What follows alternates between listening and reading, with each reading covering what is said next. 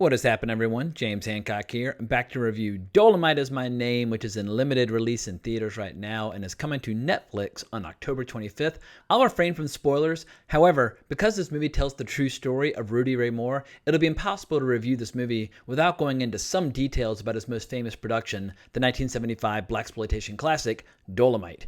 Even though he was nearly 50 years old by the time Dolemite was released, with this movie, Rudy Ray Moore joined the Hall of Fame of blaxploitation superstars right alongside Fred Williamson, Pam Grier, Richard Roundtree, Jim Brown, Melvin Van Peebles, and many more. I absolutely love this era of filmmaking. This is a really fun period of movies to explore. If you're unfamiliar with the character, Dolemite's a pimp who knows kung fu, who employs an all-female army of martial artists to take back what is his after being framed and sent to prison by corrupt cops and a bitter rival.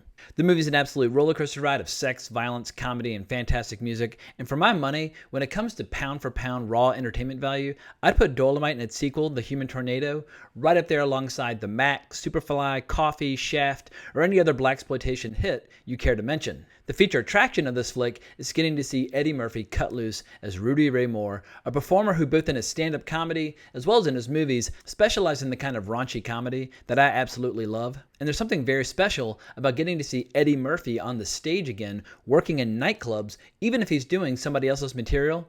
Eddie Murphy very wisely decides not to do a caricature of Rudy Ray Moore's delivery style and instead makes the character his own. But I grew up in the 1980s, a time when Eddie Murphy was basically a god. I've seen 48 Hours, Trading Places, Beverly Hills Cop, and Coming to America more times than I can count, but too often people overlook Eddie Murphy's career in stand-up comedy. Raw is awesome, but I had a cassette of Delirious back in college, and I basically wore it out playing it on a loop in my car.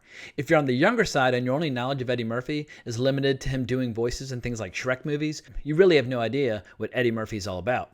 And for fans who have missed this side of Eddie Murphy, I think they're going to be happily surprised by Dolemite Is My Name. Fleshing out the rest of the cast, we have a who's who of celebrities from Snoop Dogg to Chris Rock, but in the end, this is the Rudy Ray Moore show, and Eddie Murphy very much has the spotlight every step of the way.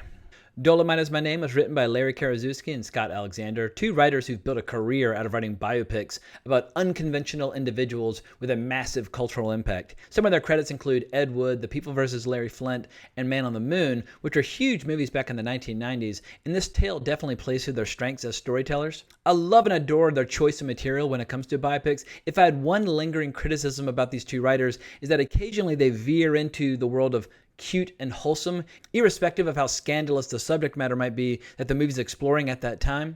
But they hurl us into the story at a time when Rudy Ray Moore is starting to feel his age. His music career's never taken off, and he decides to roll the dice by creating a new persona who specializes in the kinds of raunchy rhymes and limericks that many feel at the time are hopelessly out of date. The character's name is Dolemite, and he's an instant hit in the nightclubs, leading to several hit comedy albums, eventually giving him the confidence to throw caution to the wind, producing and starring in his first feature film, Dolemite.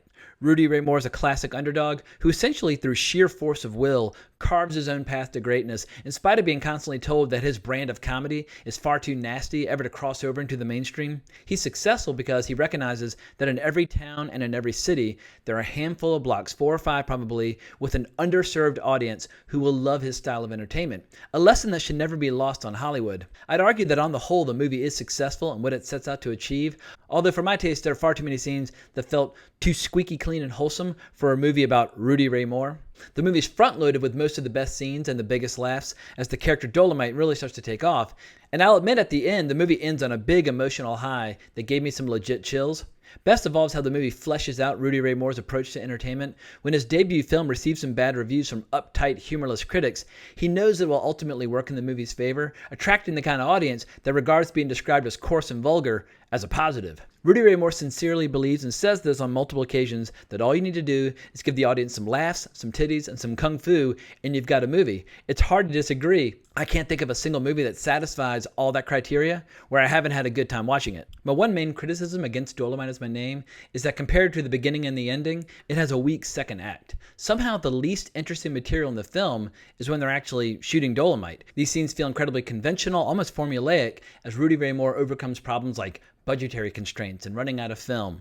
In spite of the wild, over-the-top material being filmed, the actual making of Dolemite comes across as far too cute for my taste, especially if you're a fan of the movie. And this next criticism hurts my soul to even say it, because I'm such a fan of his past work. But Wesley Snipes comes very close to ruining the movie in his role as Derville Martin, the prima donna director of Dolemite. But as someone who loves old movies, what really annoyed me is how the movie blends together scenes from both Dolemite as well as the Human Tornado into one movie, but depicts them as if they're all part of Dolemite.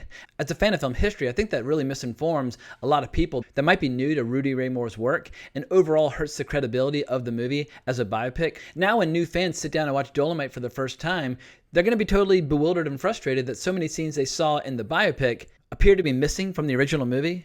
And I get that director Craig Brewer and the writers wanted to showcase some of the amazing scenes from Human Tornado, but what they should have done, in my opinion, is have the movie end on a high note as we see Rudy Ray Moore shooting scenes to his next movie. But my biggest complaint from this part of the movie is how far too many scenes are set up to depict Rudy Ray Moore as an incompetent amateur, almost as if he's a ridiculous character like Tommy Wiseau making The Room, as we saw in the film The Disaster Artist. There's a massive difference between Dolemite and The Room. The Room is a crappy movie that bombed, where people watch it now in order to make fun of it. Dolemite, on the other hand, was a genuine runaway hit in its day, and most audience members who liked it, they sat down and enjoyed it without a trace of irony. While the movie certainly has a low budget, and some of the martial arts in the movie might seem a little clumsy and amateur, Dolemite is not one of those so bad it's good scenarios. The movie is funny as hell, on purpose, which is an important distinction. And Rudy Ray Moore is a natural star with tons of bravado and charisma. My hope is that because of Dolemite as my name, a lot of people are going to discover Rudy Ray Moore as well as blaxploitation films for the first time. Check out the trailers for Dolemite and its sequel Human Tornado, and I promise you, you'll become an instant fan. And if you need more from there, you can dive into P.D. Wheatstraw and Disco Godfather. For my part, I've never heard any of his old comedy albums, but they sound right up my alley. Arguably the funniest and most scandalous scene all movie is when we see Rudy Ray Moore creating the iconic cover for Eat Out More Often. That's the one scene where this movie comes closest to capturing the flavor of what it's like to watch Dolemite and the Human Tornado. In any event, I recommend this movie, even if I have a lot of problems with the middle of the film and the uneven tone. Eddie Murphy gives this movie his all, and as someone who was a massive fan of him throughout my entire childhood, I just had a blast seeing him back in action. So while I can't help feeling like this movie chickened out a little bit when it came to the graphic content, I'll always have the real movies to watch anytime I want the undiluted experience. In any event, I think that's all I have to say about Dolemite Is My Name. I definitely recommend people check it out on Netflix if the trailer grabs you. But if you want to talk more about Dolemite Is My Name or Rudy Ray Moore or blaxploitation or whatever, you can find me on Twitter at Colbrax. And if you enjoyed this review, please remember to like the video, subscribe to the channel. That's very helpful. But hope you enjoyed the video. Thanks so much for watching. But more importantly, as always, onwards and upwards.